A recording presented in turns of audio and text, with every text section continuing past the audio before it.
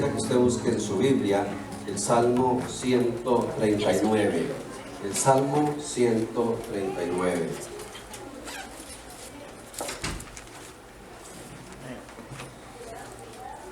Salmo 139. El versículo 13, 14 y 15. Y que lo tenga ahí preparado, ya lo vamos a leer. Lo que quisiera que habláramos hoy, o el tema que Dios ha puesto en mi corazón, es un tema que tiene que ver con la identidad. Y hace días estoy meditando sobre este tema y comentándolo con diferentes personas. Y yo creo que Dios quiere que hablemos sobre esto, sobre la identidad robada, sobre el robo, lo que es un robo de identidad. Ayer inclusive hablábamos con una pareja y yo le decía, si yo les hago la pregunta a ustedes en este momento, y yo se la hago a todos los que estamos acá, y te digo, ¿a qué viniste al mundo? ¿Cuál sería su respuesta? ¿A qué? Alguien dijo a sufrir, ¿verdad? Otros dicen a hacer sufrir. ¿A qué viniste al mundo? Y cuando uno se pregunta ¿a qué vine al mundo? Muchas personas se quedan pensando, ¿verdad? ¿A qué vine al mundo? ¿O a qué me trajeron al mundo? ¿Por qué estoy acá? El problema es que si uno no sabe exactamente a qué vino al mundo, uno podría pasarse toda la vida dando vueltas y vueltas y vueltas y se muere y no se va a dar cuenta que vino al mundo. Y Dios siempre ha hablado muy fuerte en mi corazón que Dios nos ama tanto y nos trata de una forma tan personal. La relación de Dios es una relación de persona a persona para con nosotros. Gracias.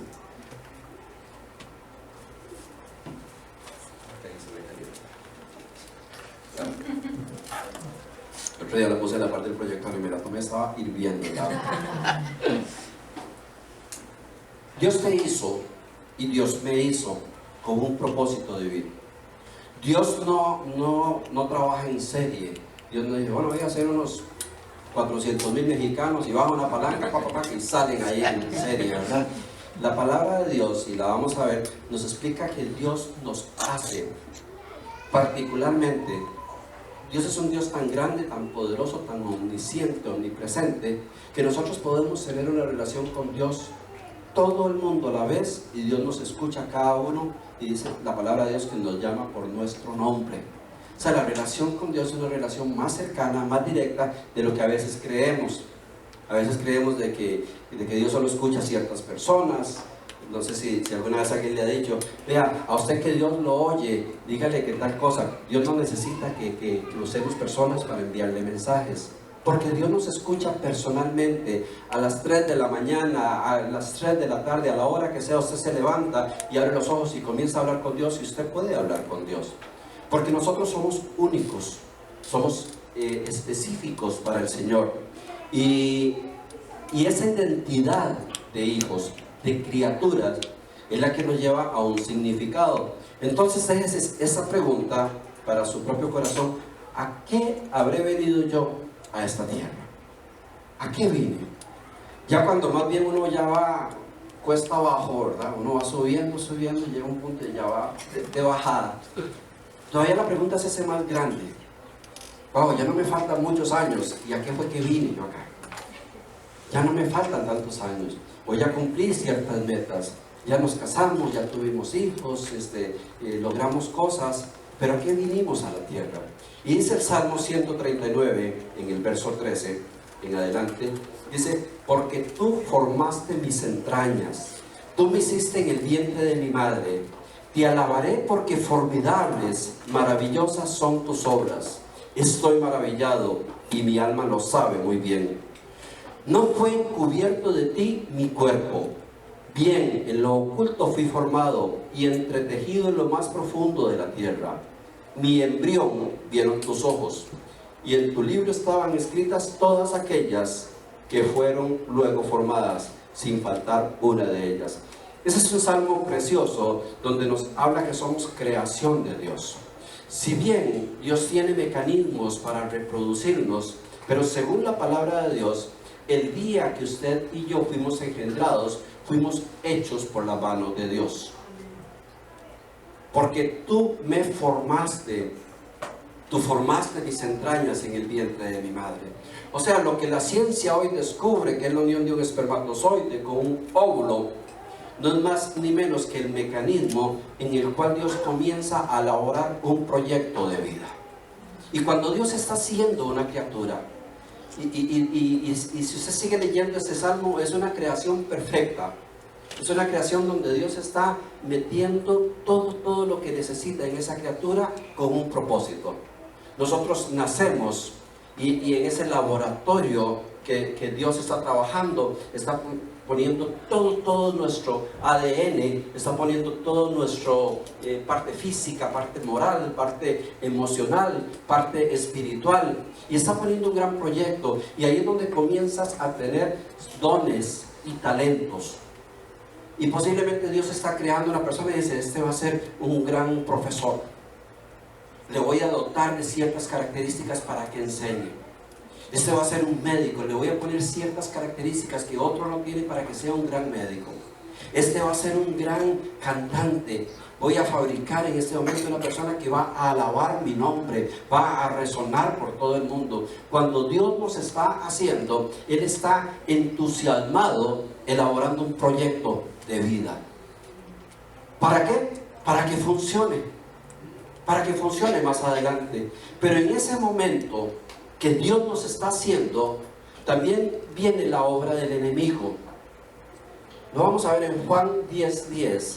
Dice que Satanás, o nuestro adversario, el adversario de Dios, vino a robar, matar y destruir. ¿Qué? ¿Qué vino a robar, matar y destruir?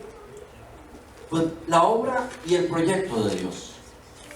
El niño que Dios había hecho para que fuera un niño exitoso, un hombre de bien, o un hombre que impactara el mundo, casi que a partir de su propia procreación comienza un trabajo del enemigo para destruir la obra de Dios.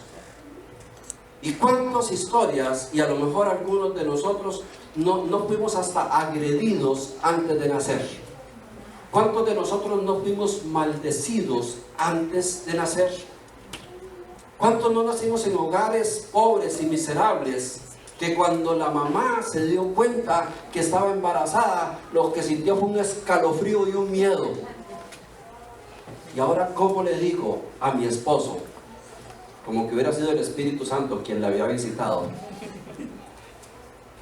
Y la mujer normalmente en esas condiciones, lo primero que hace es hablar con su mamá, con un familiar, y le cuenta, pero normalmente no le cuenta como algo precioso, sino como un gran problema. Creo que estoy embarazada y no sé qué hacer. Ya son 4 y este es el 5, y mi esposo es un borracho, mi esposo es esto. Y comienza esa mujer a sufrir, y comienza ese sufrimiento a llegar hasta la creación de Dios, a meter miedos. Y muchas veces el día que se habla del niño que viene para nuestras vidas, hay un gran pleito y terminan palabras de maldición. Hay en algunos casos golpes, ofensas, maltratos de tantos y tantos tipos. Y ahí está el bebé absorbiendo, porque ya desde que nacemos Dios nos ha puesto un alma que es como un software, es como un disco duro de un computador donde se va grabando todo lo que vamos a hacer, y comienza el niño a recibir: aquí no me quieren. Y ahí está a veces embarazos terribles de sufrimiento, porque el enemigo está machacando, porque son casas donde el Satanás prácticamente las administra, donde hay vicio, donde hay agresión, donde hay maldad. Y muchas veces son 9 meses donde el niño lo único que siente es destrucción para sí mismo.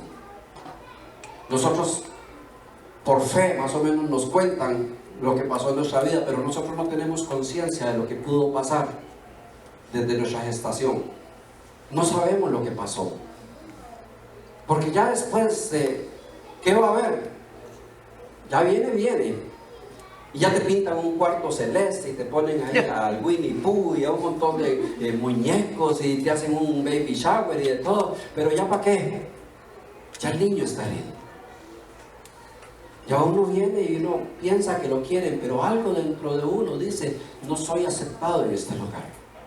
Y ahí comienza todo un proceso, esa acción comienza que el niño comience a buscar aceptación, y a veces la forma de buscar aceptación es haciéndose rebelde, es llamando la atención, es quebrando cosas. Entonces ante esa actitud dice, no, es que este niño es como un demonio, y lo comienzan a castigar, y le comienza una guerra.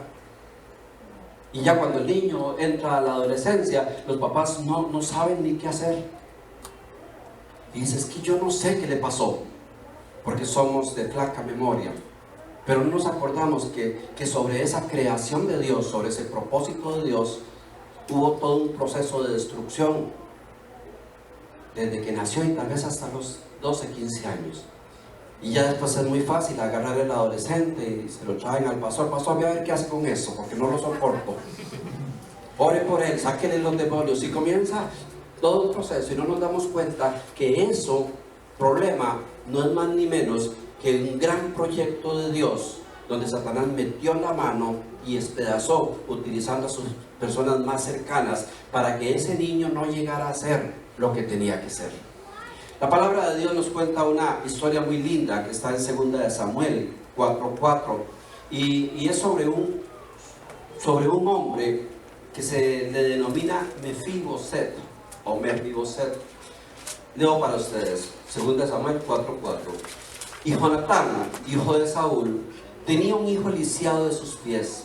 Tenía 5 años de edad cuando llegó de Jezreel la noticia de la muerte de Saúl y de Jonatán. Y su nodriza lo tomó y huyó. Y mientras iba huyendo apresuradamente, se le cayó el niño y quedó cojo. Su nombre era Mefiboset. ¿Sabe qué quiere decir Mefiboset? Bueno, acomodo mejor la pregunta. ¿Alguien aquí se llama Mefiboset? Para no herir a nadie. Porque un día llegó a la oficina un señor a hacer un trámite y le digo, ¿su nombre? Me dice, mi nombre es Mefiboset. Pero con un orgullo, ¿verdad? Yo me quedé viendo, supiera lo que quiere decir. Mefiboset quiere decir el que esparce vergüenza. No le vaya a poner un hijo así, ¿verdad? El que esparce vergüenza, Paniagua. El que esparce vergüenza, Mefiboset. Pero en 1 Crónicas 8:34, cuando se está hablando de este mismo niño en una genealogía de los reyes, dice, hijo de Jonatán fue Merid Baal, y Merid Baal engendró a Micaía. Merid Baal. Entonces, Merid Baal es el hijo de Jonatán y es exactamente el mismo Mefiboset. Es un niño que aparece en la Biblia con 2 nombres diferentes. Uno, el nombre genealógico, y el otro, el cómo se le conoció. Merid Baal es un nombre poderoso y quiere decir el que destruye a Baal.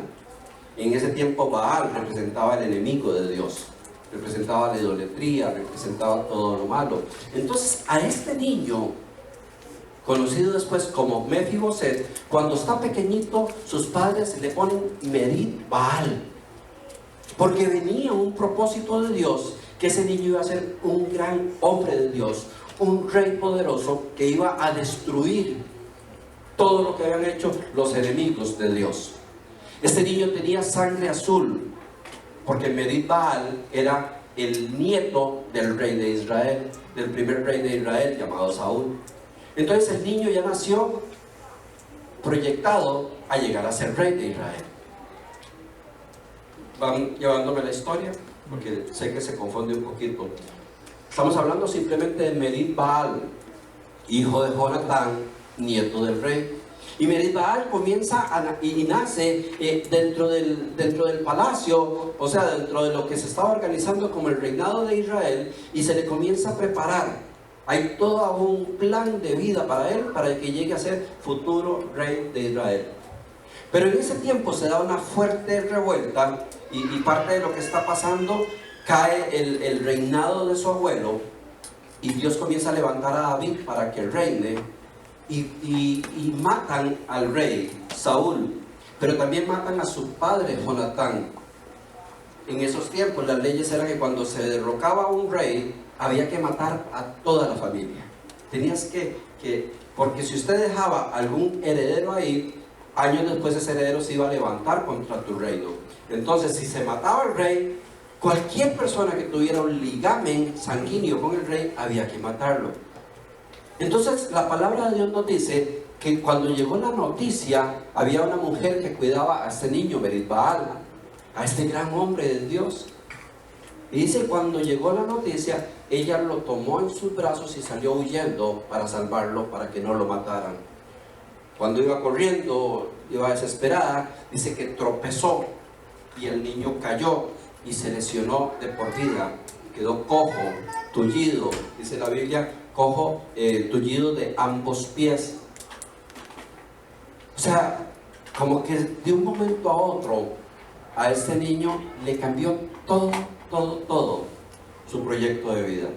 Este que había nacido con sangre azul, este que era el Merit-Baal, el que destruiría la obra de Satanás, este que llegaría a ser el próximo rey, que posiblemente ya le estaban educando para futuro rey, de un momento a otro se convirtió en Mefiboset, el que esparce vergüenza. Y cuenta la historia que la nodriza se lo lleva y corriendo salen de la ciudad. Las ciudades eran ciudades amuralladas, las ciudades fortificadas. A las afueras de las murallas se hacían barrios de miserables. La gente que ya no podía vivir dentro de la ciudad tenía que vivir fuera, totalmente en lugares abandonados. Ahí iban los leprosos, ahí iban los enfermos, ahí iban los maleantes, los huérfanos, la gente que no tenía trabajo, y se hacían suburbios, se hacían barrios al otro lado de la ciudad, y eran barrios de lo peor. Y había un barrio, un lugar que se llamaba Lodebar. Lodebar quiere decir lugar seco y árido. O sea, son lugares que no pega nada, que no sirve para nada, que no puedes sembrar una planta, que no puedes tener un animal. Vivían prácticamente en un basurero. Y ahí se cría Mefiboset. Ahí comienza a desarrollar su vida desde los 5 años. Parte de lo que se determina teológicamente que su nombre fue cambiado era para despistar a los enemigos, porque tenían que borrar toda huella que él era un príncipe. Pero imagínense ahora este principito viviendo en esa calidad de barrio, como un miserable, como un pordiosero y tullido, que para peores en esos tiempos a un tullido se le maldecía porque se creía que era un castigo de Dios. Inclusive no los dejaban entrar a los lugares donde la presencia de Dios estaba, como los templos. No podía entrar porque decían, este es un desperfecto, y si tiene esto es porque algo hizo y no puede entrar. Ese niñito llega a ser totalmente una víctima de cosas que no supo. ¿Y cómo se vive en Lodebar? ¿Cómo se vive en un barrio de estos? ¿Cómo vive el niño que se cría en un precario? En esos lugares donde la gente tiene techitos apenas con plásticos y con bolsas, donde la droga anda por todo lado, donde hay abuso sexual, donde hay violaciones, donde a veces ni la policía quiere entrar por el peligro que hay, y ahí se están criando los niños. Entonces el niño se tiene que formar ahí a sobrevivir. Y yo supongo que Lodebar se tuvo que hacer de alguna forma un sobreviviente a lo peor que había. Entonces no sabíamos si aprendió a robar, si aprendió a defenderse. No sabemos si en algún momento hasta tuvo que matar a alguien. ¿Qué clase de vida le tocó a ese príncipe? Que ya ni siquiera sabía quién era, que ya ni siquiera le podían mencionar su nombre, que estaba viviendo lo peor de un ser humano, entre la suciedad, entre la hediondez, entre la carencia. De ahí donde muchas veces encontramos a tantas personas que se les ha robado la identidad, Proyectos de Dios. Carla, hace unos años estaba en Colombia y había tenido que estar por allá por asuntos de trabajo, y era el tiempo donde Colombia era muy peligroso. Había una gran ola de violencia parecida a la que tal vez ha azotado México en los últimos tiempos, y recuerdo que iba yo por una plaza y me habían advertido mucho: tenga cuidado porque ahí en cualquier momento lo asaltan o le meten una puñalada o lo secuestran, ¿verdad? Como para ir a hacer turismo recreativo, ¿verdad? Y yo recuerdo que yo iba pasando una plaza y de pronto yo vi como una sombra de alguien a la par mía. Y ya uno como con el rabito del ojo, entonces yo paraba y la sombra paraba, ¿verdad? Entonces yo comencé a apresurar el paso y él apresuraba el paso. Y yo dije, bueno, hasta aquí me llegó mi vida. Yo casi que terminé corriendo de cruzar en una plaza grande, casi que terminé corriendo porque ya me agarraron, ¿verdad? Entonces la sombra esa venía corriendo a la par mía. Y yo ya con el corazón así, ¿verdad? Ella me venía quitando el reloj y todo, la billetera. Y en lo que yo paré y lo volví a ver, era un pordiosero. Era un hombre sucio, sucio, sucio, con una gran barba y sus dedos negros y quemados.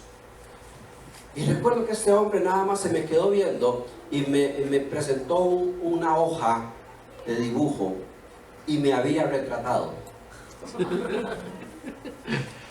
Tenía como un tipo de pilot y él venía retratándome, atravesando la plaza. Y quedé bonito. Yo también los quiero. Y a mí me impactó tanto, digo, o sea, ¿qué potencial hay en esta persona que logre hacer una caricatura de otra persona que va casi corriendo y huyendo? Y él medio se arrimaba y le hacía unos trazos y se arrimaba. Yo recuerdo que la llevé a la casa y le saqué como 100 copias, ¿verdad? Para que nunca porque para mí tenía un valor especial. Pero lo que me llamó la atención, digo, qué talento, nunca he conocido a alguien que haga eso. Uno a veces va a esos lugares donde te hacen una caricatura, pero lo sientan uno como 10, 15 minutos y le van haciendo. Pero este hombre venía corriendo a la par mía. Me retrató tal vez en unos 3, 4 minutos. El talento que tenía este señor no lo he visto en otra persona. Y me hizo pensar, el día que Dios estaba fabricando a este hombre, este no era su proyecto de vida. Dios no estaba fabricando un pordiosero. Dios no estaba fabricando posiblemente un consumidor de drogas. Dios no estaba fabricando un asesino. Este hombre lo que pasó fue que le robaron su identidad en algún momento. Le cambiaron su historia de vida. Era impresionante. A mí me marcó tanto y me hizo ver, Señor, ¿por qué hay gente que tiene talentos tan extraordinarios y están que dan asco y que da vergüenza? Porque Dios para todos y cada uno de nosotros tiene un proyecto específico. Porque dice, mi embrión vieron tus ojos y en tu libro estaban escritas todas aquellas cosas que luego iban a ser formadas. Nosotros no somos un producto de un accidente genético. Nosotros no somos una mala cuenta de la mamá cuando planificaba. Si usted y yo estamos vivos es porque hay un proyecto de Dios, porque Dios nos formó en el vientre de nuestra madre. Y ahí comenzó a poner todo lo que íbamos a hacer. Y nos comenzó a dotar de cosas que otros no tienen. Posiblemente este hombre, si lo fuéramos a buscar, ya murió hace tiempos. Se perdió el talento y el proyecto y el propósito de Dios de esta persona. Dejó de existir. Porque Satanás vino a matar, robar y destruir. Años después, pasando por mi ciudad, San José, recuerdo que llegué y estaba pasando por unas zonas de esas que son un poco peligrosas, por un mercado, y yo venía manejando y en lo que yo me detuve en un semáforo comencé a escuchar una preciosa voz, pero una voz melodiosa. Y yo me impresionó mucho, entonces yo me detuve y comencé a tratar de ver rápidamente de dónde salía la voz. Y salía de entre unos basureros. Había un hombre cantando pero con una voz preciosa, y le estaba cantando a un perro, o una perra, no llegué a ver tanto detalle. Y yo recuerdo que yo me quedé tan asustado, primero por la voz tan preciosa que salía de ese basurero, pero también por daba asco de la condición. Y ese hombre cantaba tan lindo que a mí hasta se me pasó el semáforo, ¿verdad? Y ustedes saben que en nuestros países cuando pasa eso lo bendicen a uno y todo, los que están haciendo fila atrás y le recuerdan el Día de la Madre y todas esas cosas. Y yo recuerdo que mientras me gritaban ahí, yo viendo ahí pero asustado, digo, qué increíble, qué voz. Esta voz la puso Dios, ese talento lo puso Dios. Ese no era el plan de Dios. El plan de Dios no era ser un hombre para que él fuera tan miserable. El plan de Dios era ser una criatura que iba a ser tal vez el Malcolm Witt, que iba a ser el adorador, el que iba a llenar la tierra de la gloria de Dios con su talento. Este hombre, lo que pasó fue que le robaron la identidad. Sigue contando la historia. Necesito ayuda técnica, Charlie. Necesito que me enlace el iPad porque se me cerró el bosquejo. Si el Espíritu Santo no me ayuda, me voy a poner a hablar en lenguas aquí. Mefiboset se forma y se cría en el peor de los ambientes. Yo creo que se hace un maleante para sobrevivir. Yo creo que se hace una persona mala para sobrevivir. Y dice la historia que ahí se casa. ¿Con quién se pudo haber casado ahí? Con una parecida a él, ¿verdad? O sea, me imagino que el nivel de exigencia que él tenía era lo que aparezca. Porque él era un lisiado. Él era alguien que a lo mejor medio caminaba agarrándose de un cordón o se arrastraba, no sabemos cómo. Porque él era un abandonado, era un amargado, era un afligido, y él ahí se tiene que desarrollar, y yo estoy seguro que ahí se encuentra una igual o peor que él, otra maleantita que andaba por ahí, y se casan, inclusive llegan a tener una hija, en ese lugar. A ese hombre se le destrozó la vida, pero recordemos que era Merib-Baal, que era el hombre que Dios había levantado para destruir la obra de Baal en esos tiempos. Y no sabemos cuántos años vivió, pero sí sabemos que cuando vuelve la historia a hablar de él, ya él era un hombre, ya tenía hijos, y él llegó a los 5 años, o sea, posiblemente, gracias Señor, muchas gracias, posiblemente ya ahí, ya él había maltrecho toda su vida, ya había despedazado su vida. Pero David, que era el rey, había hecho un pacto con el papá de Mefiboset, Jonatán. Y cuando hicieron el pacto, David le dijo, si yo algún día llego a reinar, yo voy a buscar en cualquier lugar un descendiente tuyo para bendecir tu nombre. Y David ya cuando está instalado como rey, comienza a preguntar, ¿no habrá algún descendiente del rey Saúl o de Jonatán? Alguien que aparezca. Y se comienza a hacer una investigación hasta que uno de los oficiales le dice, pareciera que a las afueras de la ciudad, en uno de los peores barrios llamado Lodebar, vive un hombre llamado Mefiboset, que es el que esparce vergüenza por ahí. Y según cuentan, ese hombre es hijo descendiente directo de Jonatán. David lo envía a llamar, y dice la Biblia que Jonatán inclusive no quería llegar, porque cuando le dijeron la historia, él tenía miedo de que lo estaban mandando a llamar para matarlo. Sobre nosotros, sobre todos nosotros, y los miles y millones de personas que andan por el mundo, hay un momento en la vida donde Dios nos manda a llamar.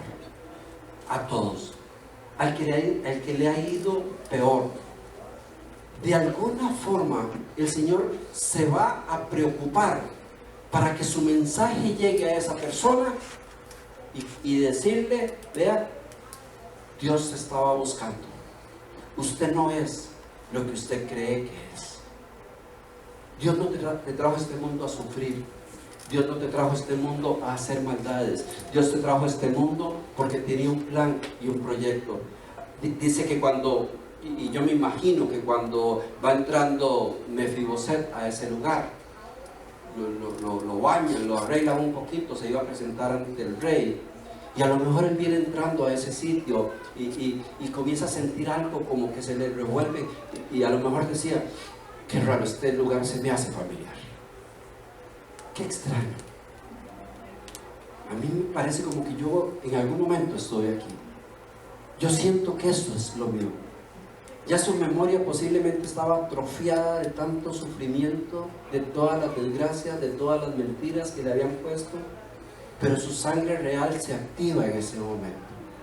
Y él, a pesar de su condición, a lo mejor va diciendo y va caminando y dice, yo estoy seguro que detrás de esa puerta hay una cocina, porque hay algo dentro de mí que dice, yo pertenezco acá. Yo la primera vez que entro a este lugar, pero me parece conocido. Recuerdo cuando yo llegué a una iglesia por primera vez. Yo había nacido en un hogar donde se explicaba la palabra de Dios, pero después me fui para Lodebar a vivir un montón de años para allá y llegué a renegar de todo. Llegué a no creer en Dios, a maldecir y a apartar mi vida, a ensuciarla en todo lo que fuera posible. Cuando yo llegué a una iglesia por primera vez, recuerdo que fue algo que uno considera accidental. Mi esposa y mi familia iban a la iglesia y ellos estaban muy contentos y algo bonito estaba pasando en sus vidas. Y yo iba y me parqueaba al frente de la iglesia y ponía el radio a todo volumen ahí con el partido que estaban dando. No me veía como me veo hoy, tenía el pelo bastante largo, tenía barba, iba sin camisa, iba con un gran collar, y ponía mi paquete de cigarros encima del carro y comenzaba a fumar ahí para que mis hijos se sintieran bien orgullosos cuando salían de la iglesia. Ese es mi papá, ¿verdad? Y yo siento un desplante porque había sido tan herido, había sido tan maltratado, porque mi vida era un caos. Y cuando la vida de uno es un caos, uno quiere rebelarse contra todo el mundo. Y yo recuerdo que yo estaba ahí en esa facha, ¿verdad? Fumándome un cigarro y entró un hombre, venía con mi familia y ya me saludó y me dice, mucho gusto, mi nombre es tal. Y yo le digo, ok, mucho gusto. Y le tiré todo el humo en la boca, en la cara, ¿verdad? Y él como que me agradó y me dice, mira, qué bonito tomarnos un café un día de estos. Y yo no sé ni cómo le digo, claro, cuando guste. Me dice, bueno, pues ahora voy a tu casa. Y se fue a casa.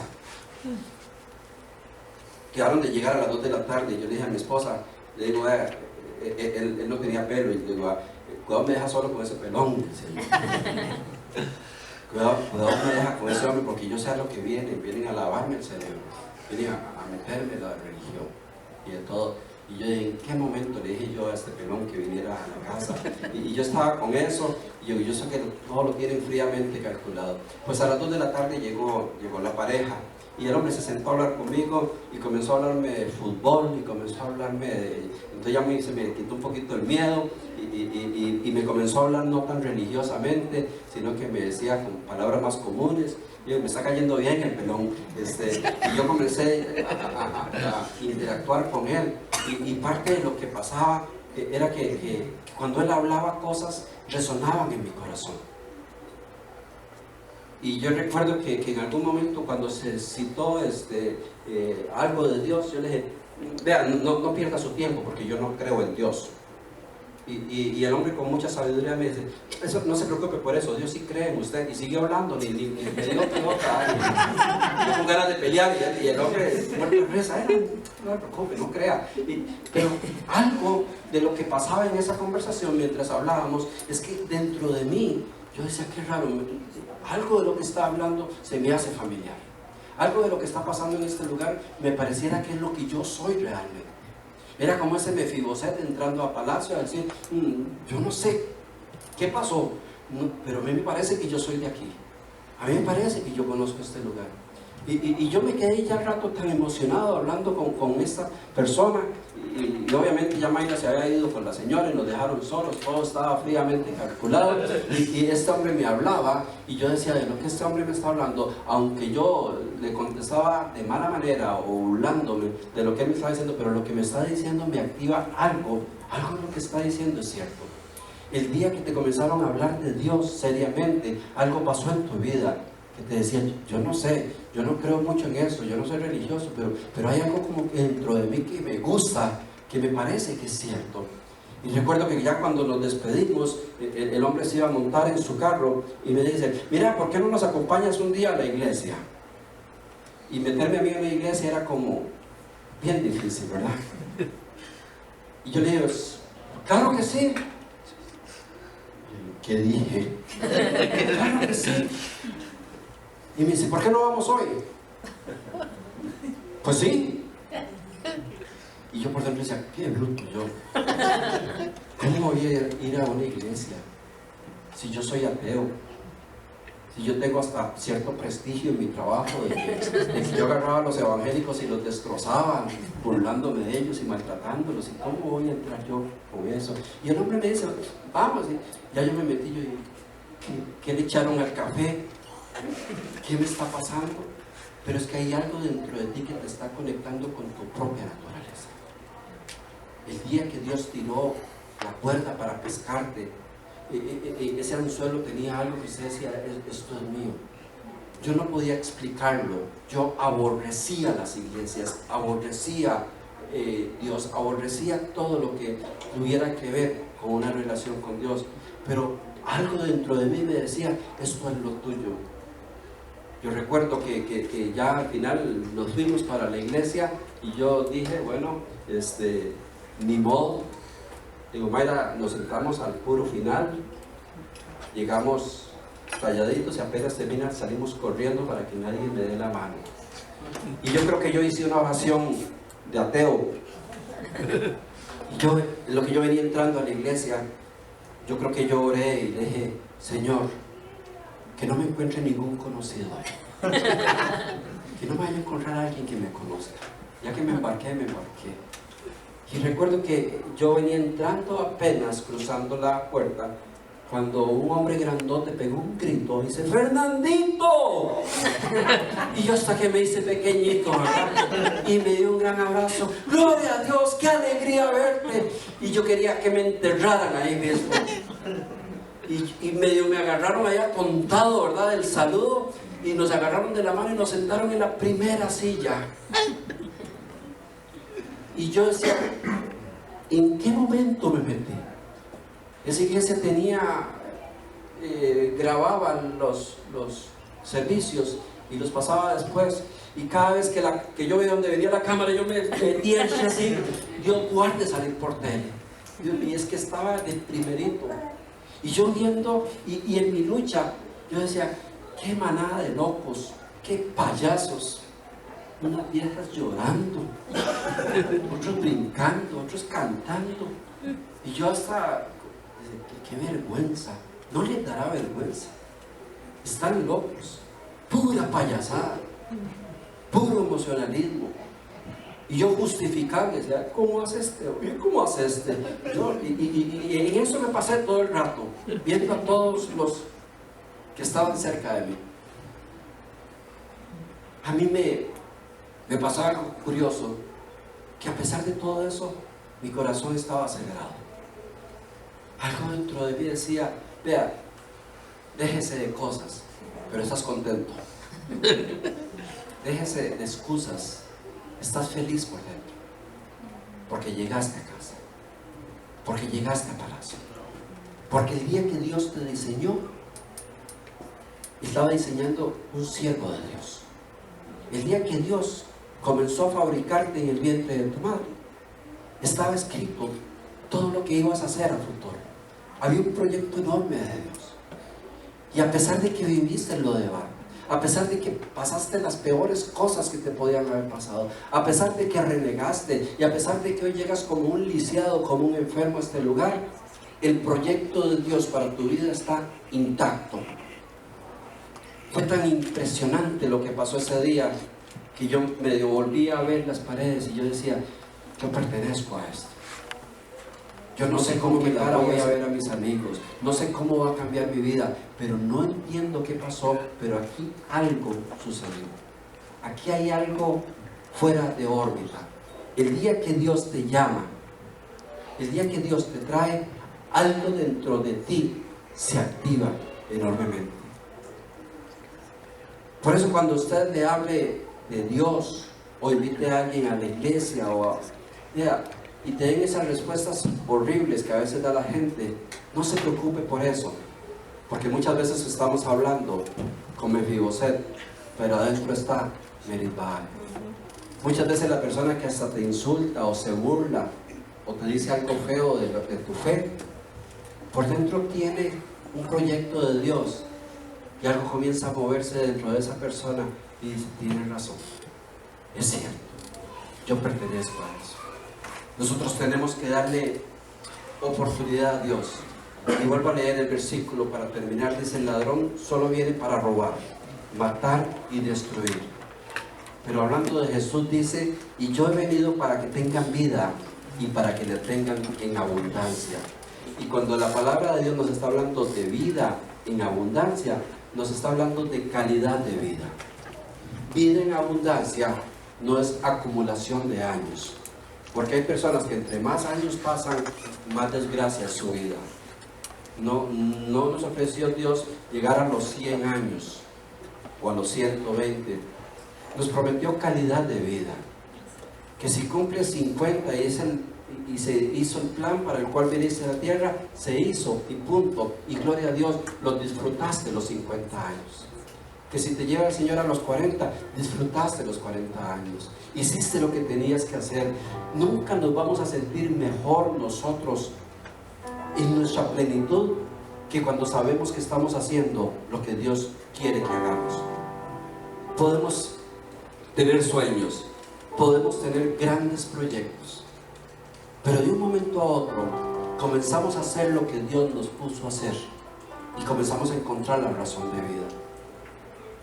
Cuando yo renuncié a mi trabajo secular allá en Costa Rica y decidimos entregarnos al servicio de Dios, Dios me había permitido en una empresa alcanzar una posición importante en la empresa de telecomunicaciones de mi país. Y yo recuerdo que yo renuncié para servirle a Dios y no tenía nada que hacer. Habíamos creado una fundación para ayudar a la gente. No tenía iglesia, no tenía ni siquiera quien me sostuviera. Y renuncié a una posición alta de la mejor empresa que había en el país en ese momento. Y recuerdo que en mi carta de renuncia yo dije, renuncio a partir de tal fecha porque he recibido una oferta que ustedes no pueden mejorar. La oferta de Dios. Y ya al lunes, cuando ya yo era un desempleado, nos habían prestado una oficina para que comenzáramos a levantar algo. Y recuerdo que mi esposa y yo estaba con la escoba, estaba la oficina abandonada, y yo estaba con la escoba sacando el basurero, sin trabajo, sin seguro social. De un momento a otro perdí todas las garantías que tenía como trabajador, pero yo me sentía el hombre más feliz del mundo con esa escoba. Yo me sentía el hombre más emocionado del mundo. Y yo iba riendo y decía, es que yo no puedo cambiar lo que tenía por esto. Yo no puedo cambiar lo que tenía por esto.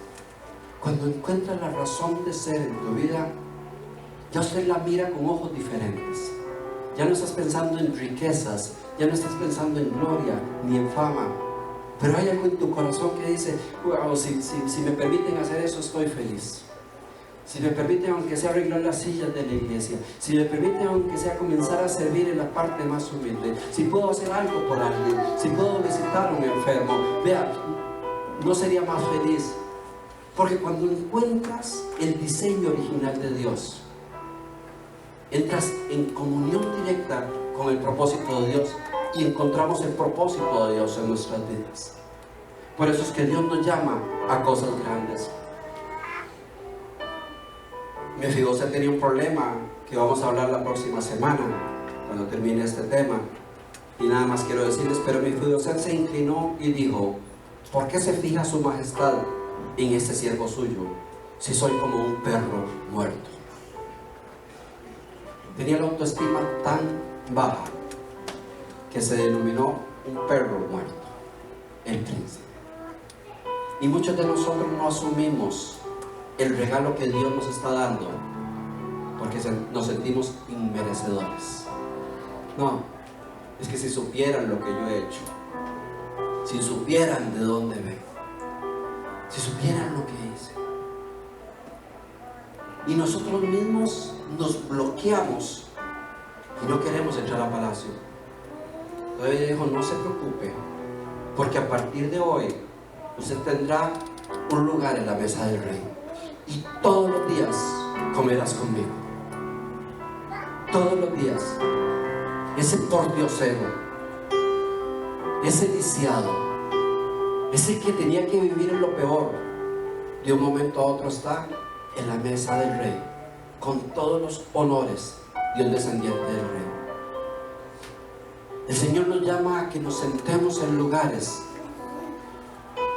donde estemos en la mesa del Señor, donde estemos en la cercanía y la presencia de Dios, de una forma tan impresionante que a veces nos sentimos inmerecedores, que a veces decimos, no, yo no puedo con esto. El pastor me pidió que le ayudara en eso, pero si supiera lo que soy, si supiera lo que hice. ¿Por qué te fijas en mí si soy como un perro muerto? Señor, ¿por qué no le das la oportunidad a otro? ¿Por qué me la das a mí? Porque el día que Dios te fabricó, dijo, ¿para qué te estaba fabricando? Y lo único que ha pasado en este tiempo es que Dios está llamando. Isaías 46:9 dice, no os acordéis de las cosas pasadas, ni traigáis a memoria las cosas antiguas. Y aquí que yo hago cosas nuevas. Hoy es un día y vamos a dejar hasta aquí esta enseñanza. El próximo domingo quiero concluirla, porque hay una diferencia muy grande entre vivir en lo de bar y vivir en el palacio. Pero es un día donde Dios te recuerda que independientemente de lo que haya pasado en tu vida, lo que haya pasado, las injusticias, lo que sea, el Señor te recuerda, el día que te fabriqué, definí un propósito. El día que te fabriqué, puse cosas en ti que no tienen otras personas. Escribí cosas en tu libro que no las escribí en otro. Podrías hoy considerarte un perro muerto por todo lo que ha pasado, pero eres un príncipe, eres una princesa de nuestro propio Señor. Póngase en pie, por favor. Gloria a Dios. Dios quiere devolvernos nuestra verdadera identidad. Alguien podría hablar de nosotros y decir todo lo malo que hemos hecho, pero Dios no lo ve así. Alguien en lo de bar pudo haber dicho, supiera David a quien tiene sentado en la mesa, le va a robar los cubiertos. Supiera David la clase de bicho que se llevó al palacio. Supiera David lo que es ese muchacho. Pero la palabra de Dios nos recuerda que de lo vil y de lo menospreciado de este mundo nos sacó el Señor para avergonzar a los que se creen sabios. ¿Y por qué sacó de lo vil y lo menospreciado? Porque el proyecto de vida de ellos no era ser vil ni menospreciado, era glorificar el nombre de Dios. Ojalá que usted toda esta semana piense, ¿a qué vine a la tierra? Si me pidieran escribir un ensayo, ¿a qué viniste a la tierra? ¿A qué vine? ¿Cuál fue el propósito con el que Dios me creó? Y se la simplifico, ¿a qué viniste a Oklahoma? ¿Por qué estás aquí? En nuestra vida no hay accidentes. Dios, todo eso estaba planeado. Y si usted está aquí hoy, en este lugar, es porque Dios lo tenía planeado que estuviera. Si usted llegó hoy y escuchó esta palabra, es porque Dios quería que la escuchara. Porque Dios está llamando a este lugar a mucha gente a la mesa del Rey. Que se olviden de todo lo que fueron, de todo lo que pasó. Que se olviden de las injusticias que recibieron o que hicieron, para comenzar a comportarse como hijos del Rey. Comenzar a vivir en el palacio y a disfrutar del verdadero sentido con que fuimos formados. Cierre sus ojos.